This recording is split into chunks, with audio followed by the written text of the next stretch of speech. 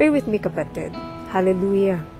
Panginoon, Diyos na makapangyarihan sa lahat, Panginoon, maraming salamat sa pagkakataong ito na itong kapatid ko ay narito at nagbigay ng kanyang panahon na makinig. Inaabot mo siya sa pamamagitan ng platapormang ito kung saan ang mga minamahal mong mga tao ay gusto mo na maging holistically healthy. Hindi lang sa kanilang physical na pangangatawan, Lord, lalong-lalo na sa kanilang pinakapundasyon which is yung spiritual, Panginoon. Dahil dyan po nagmumula lahat ng mga problema mentally, problema emotionally, even problema financially, Panginoon, pag wala kaming solid foundation ng spiritual life namin, Lord, kami po talaga ay napapahamak.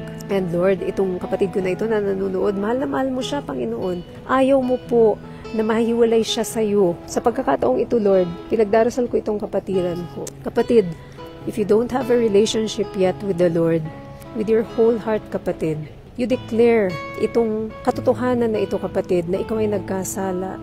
Lord, ako po ay nagkasala sa iyo, hindi lamang isang beses, kundi napakaraming beses po, Panginoon. Marami po akong mga ginawa sa buhay ko na totoong pagre-rebelde sa mga kagustuhan mo po sa akin. Dahil karamihan ng pagkakataon, ng oras, sinunod ko po kung ano po yung gusto ko, sinunod ko yung akala kong makakapagpaligaya sa akin. But in that way, Lord, ako po ay nagre-rebelde na po sa inyo. Kasi sinusuway ko kung ano po yung pinag-uutos ninyo. And so, Lord, today, I acknowledge, Lord, itong kakulangan na ito. Inaamin ko po, Panginoon, na ako'y isang makasalanan, Lord. At hindi ko kayang iligtas ang sarili ko. Hindi ko kayang gumawa ng ganun karaming kabutihan para pumantay sa mga kasalanang ginawa ko, Lord. At sa ganitong estado ko, Panginoon, hindi po ako makakaharap sa iyo dahil ikaw ay banal. Kaya, Panginoon, sa pagkakataong ito, Lord, gusto ko itang makarelasyon. Gusto kong mahanap ka, Panginoon, hinahanap kita. And so, Lord, I know na ang tanging pamamaraan lamang makarelasyon ka is to accept ang iyong bugtong na anak na pumarito sa lupa para siya ay mahusgahan, siya ay para patayin, Panginoon, and to take our place on that cross, Lord. Nang sa ganun, Panginoon, ay mabayaran lahat ng mga pagkakasala namin, Lord. And so, Lord Jesus, in this moment, I accept you, Lord, as my personal Lord and Savior, Lord. Patawarin mo po ako sa lahat ng mga nagawa kong pagkakamali. Maraming salamat po sa iyong sakripisyong ginawa doon sa krus ng Kalbaryo po. Maraming salamat, Lord, sa iyong pagmamahal. Makasalanan pa man ako'y minahal mo na po ako. Lord, isulat mo po ang aking pangalan sa aklat ng buhay, Panginoon, dahil gusto po kitang makasama.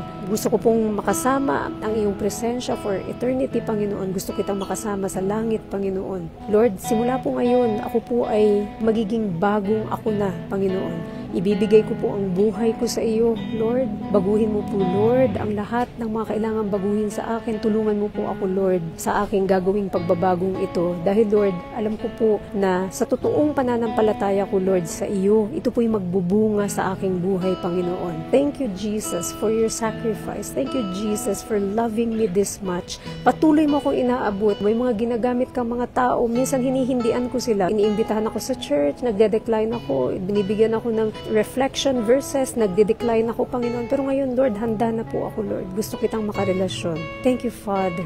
Thank you, Jesus, and thank you, Holy Spirit. Come and help me, Holy Spirit, because you are the helper, the advocate na pinadala nung ang Panginoong Jesus ay umakyat na sa langit. Thank you, Father, for all the things you have done for me. I really want to have a relationship with you. Lord, sa pagkakataong ito, Panginoon, I pray for this brethren of mine, Panginoon, na talagang isa puso po niya itong kanyang inusal, itong dasal na sinabi niya, kahit di man niya sinabi out loud, Lord, pero he or she believes it in his or her heart, Panginoon. Katagpuin mo po siya, Lord. I declare that this person, Lord, will become your child, Panginoon. Dahil sinisik ka niya at hinahanap ka niya ng buong puso. I pray for this person behind the screen, sa kanyang mga mahal sa buhay, sa kanyang mga pangangailangan, Lord. Provide for this person, provide for this sister or brother, Panginoon. Ikaw nakakaalam ko anong kailangan niya. Healing man yan, Lord, or provision man yan sa kanyang hanap buhay, provision man yan para sa kanyang pamilya, Lord.